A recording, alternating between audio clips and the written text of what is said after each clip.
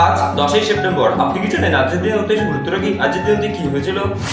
আজকের দিনে 1872 খ্রিস্টাব্দে শ্রী কুমার রঞ্জিত সিংজি জন্মগ্রহণ করেন। তিনি ছিলেন একজন বিখ্যাত ভারতীয় ক্রিকেটার এবং ভারতের একটি দেশীয় রাজ্যের রাজা।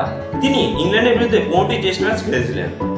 আজকের দিনে 1887 খ্রিস্টাব্দে গোবিন্দ বল্লভ পন্ত জন্মগ্রহণ করেন। তিনি ছিলেন ভারতের একজন বিখ্যাত স্বাধীনতা সংগ্রামী এবং ভারতের উত্তরপ্রদেশ রাজ্যের প্রথম মুখ্যমন্ত্রী। যে দিনে 1890 খ্রিস্টাব্দে অসিত কুমার হালদার জন্মগ্রহণ করেন। তিনি ছিলেন বাংলা স্কুলের একজন চিত্রশিল্পী এবং শান্তিনিকেতনে রবীন্দ্রনাথ ঠাকুরের একজন সহযোগী।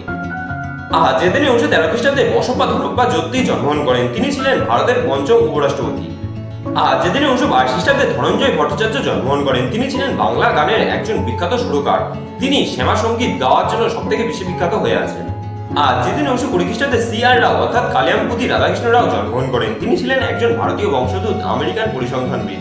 তিনি 1968 সালে ভারত সরকার দ্বারা পদ্মভূষণ এবং 2001 সালে পদ্মবিভূষণ সম্মানে ভূষিত হয়েছিলেন। যেদিন 1986 খ্রিস্টাব্দে ইয়ন মর্গান জন্মগ্রহণ করেন। তিনি ছিলেন একজন আয়ারল্যান্ডে জন্মগ্রহণকারী ইংল্যান্ডের আন্তর্জাতিক ক্রিকেটার। তিনি ইংল্যান্ড দলের প্রাক্তন অধিনায়কও ছিলেন।